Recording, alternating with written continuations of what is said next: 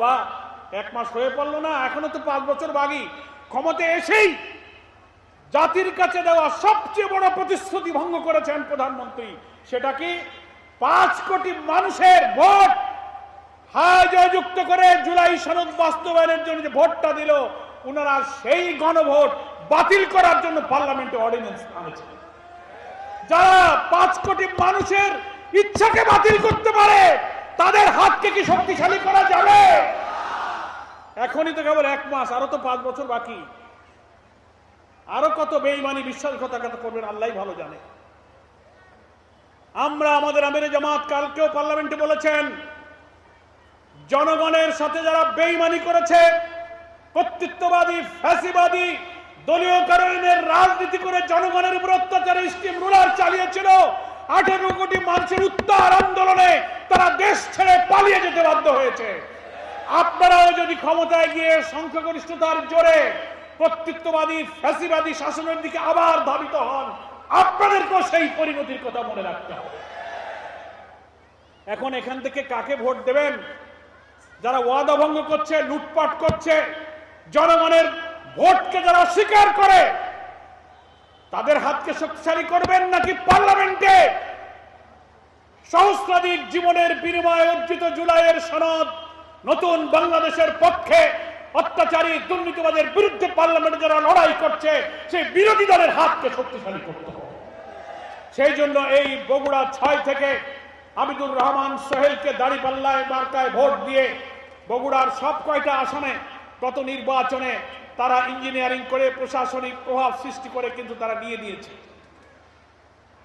এবার আমি বিএনপি, আওয়ামী লীগ, জাতীয় পার্টি, কমিউনিস্ট পার্টি, এই বগুড়া শহরের যারা ভোটার আছেন, দলমত নির্বিশেষে সবার কাছে আহ্বান জানাবো, দেশকে আর বগুড়াকে ভালোবাসলে ওয়াদা ভঙ্গকারী আর দুর্নীতিবাদদের হাতে ক্ষমতা দেবেন না।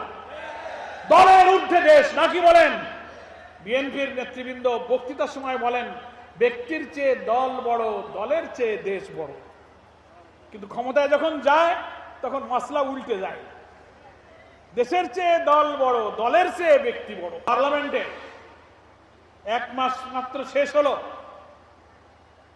জনগণের কাছে নির্বাচনের আগে দেওয়া বিএনপির যে প্রতিশ্রুতি, তা কি ওনারা রক্ষা করতে পেরেছেন?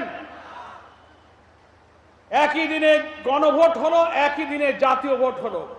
5 কোটি মানুষ সংবিধান সংস্কারের জন্য জুলাই জাতীয় সনদের পক্ষে ভোট দিয়ে হাকে জয়যুক্ত করেছে। কি বলেন ঠিক কিনা?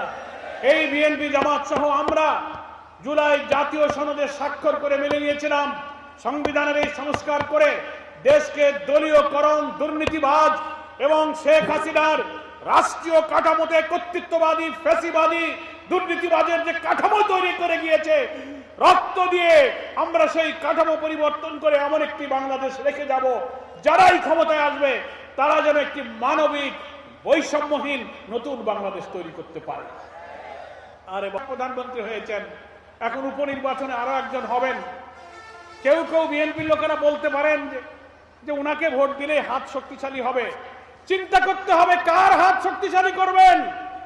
যারা ক্ষমতায় গিয়ে জনগণের কোটি কোটি টাকা লুটপাট করবে, তাদের হাত শক্তিশালী করবেন, না প্রত্যেকটি পয়সা আমানতদারির সাথে জনগণের জন্য যারা ব্যয় করবে তার হাত শক্তিশালী করতে হবে। তাই যখন যায় তখন মসলা উল্টে যায়। দেশের চেয়ে দল বড়, দলের চেয়ে ব্যক্তি বড়। বিএনপির নেতৃবৃন্দ বক্তৃতার সময় বলেন, ব্যক্তির চেয়ে দল বড়, দলের চেয়ে দেশ বড়। কিন্তু ক্ষমতা